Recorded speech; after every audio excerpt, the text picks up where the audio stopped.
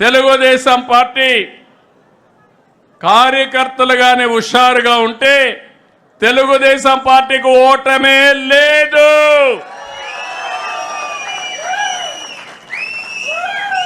ఎప్పుడైతే కార్యకర్తలు హుషారు తగ్గుతుందో, జోష్ తగ్గుతుందో, అప్పుడే కొద్దిగా అపోజిషన్ పార్టీకి కొమ్ములు వస్తాయి. అందుకే నేను మిమ్మల్ని ఒకటే కోరుతున్నా, మిమ్మల్ని అన్ని విధాలా ఆదుకునే బాధ్యత కుటుంబ పెద్దగా తెలుగుదేశం పార్టీ తీసుకుంటాం. అదే సమయంలో మీకు గౌరవిస్తాం.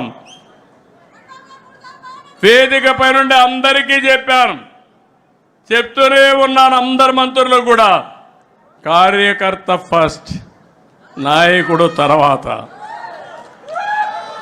నాయకులు వస్తూ ఉంటారు, కానీ కార్యకర్తలు మాత్రం శాశ్వతంగా ఉంటారు.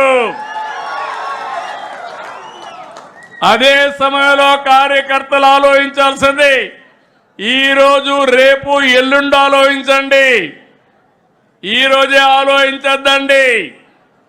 ఆ విషయంలో కూడా అందరం కూడా క్లారిటీ ఉండాల్సిన అవసరం ఉంది. సంక్షేమ కార్యక్రమాలు, అభివృద్ధి కార్యక్రమాలు అందరికీ చేస్తాం, కానీ తెలుగుదేశం కార్యకర్తకు గుర్తింపిస్తాం, ఎన్డీఏ నాయకులు గౌరవిస్తాం. పనులన్నీ మీ ద్వారానే జరగాలనేది నా అభిమతం అని చెప్పి మరొకసారి మీకు తెలియజేస్తున్నా. ఎవరైనా నాయకులు దీనికి విభిన్నంగా పనిచేస్తే ఆ నాయకులు కూడా నియంత్రణిస్తారు, మొహమాటం లేదు. తెలుగుదేశం పార్టీకి ఒకటి శాశ్వతంగా ఉండాలి. మనం ట్రస్టీలు మాత్రమే, మనం పెద్దదారులు కాదు. తెలుగుదేశం పార్టీకి ఒక సిద్ధాంతం ఉంది. ఆ సిద్ధాంతం ప్రకారం కొత్తగా వచ్చిన వాళ్ళు కానీ పాత వాళ్ళు కానీ అందరూ అనుసంధానం కావాలి. అప్పుడే ఈ పార్టీ శాశ్వతంగా ఉంటుందని చెప్పి కూడా నేను మీకు తెలియజేస్తున్నా. అందుకనే మళ్ళీ మీ అందరికి హామీ ఇచ్చేది, ఎన్నికల ముందు కొన్ని హామీలు ఇచ్చాం ప్రజలకి, సూపర్ 6 హామీలు ఇచ్చాం. ఆ రోజు బయట నుంచి చూస్తే నాకు అనిపించింది అన్నీ చేయగలుగుతామని. నేను అనేక సార్లు చెప్పాను, అభివృద్ధి జరగాలి, సంపద సృష్టించాలి, ఆదాయాన్ని పెంచాలి.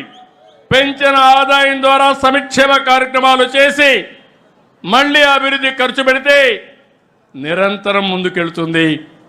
లేకపోతే అప్పులు చేసి సంక్షేమ కార్యక్రమాలు ఇస్తే